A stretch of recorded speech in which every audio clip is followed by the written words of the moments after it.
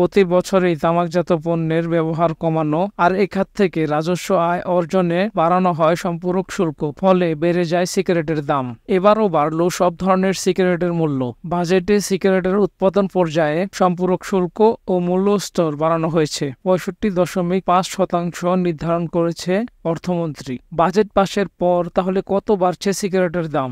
সবচেয়ে বেশি দামের অর্থাৎ প্রতি শলাকা 15 টাকা দামের সিগারেটের এখন দাম হবে 16 টাকা। 11 টাকার সিগারেটের দাম বেড়েছে 1 টাকা। মধ্যম স্তরে প্রতি শলাকায় দাম বেড়েছে 30 পয়সা। আর 4 টাকার সিগারেটের দাম বাড়ানো হলো 50 পয়সা। তবে এবার বাড়েনি কোনো ধরনের বিড়ির দাম। অব্যাহত আছে ফিল্টার বিযুক্ত বিড়ির 20% আর ফিল্টার যুক্ত 40% সম্পূরক শুল্ক। কিন্তু বাস্তবতা হলো যে সিগারেটের দাম করা হয়েছে 16 টাকা, সেই সিগারেট দোকানে আরো আগে থেকেই বিক্রি হচ্ছে 18 টাকা। যেটার দাম করা হয়েছে 12 টাকা, সেটাও আগে থেকেই বিক্রি হচ্ছে 13 টাকা শলাকা। আর প্রতি প্যাকেটে যত দাম লেখা থাকে, বাস্তবে এর থেকে 20 থেকে 30 টাকা বেশি বিক্রি হয় সিগারেটের বেলায়। এটাই প্রতি বছরের বাস্তবতা।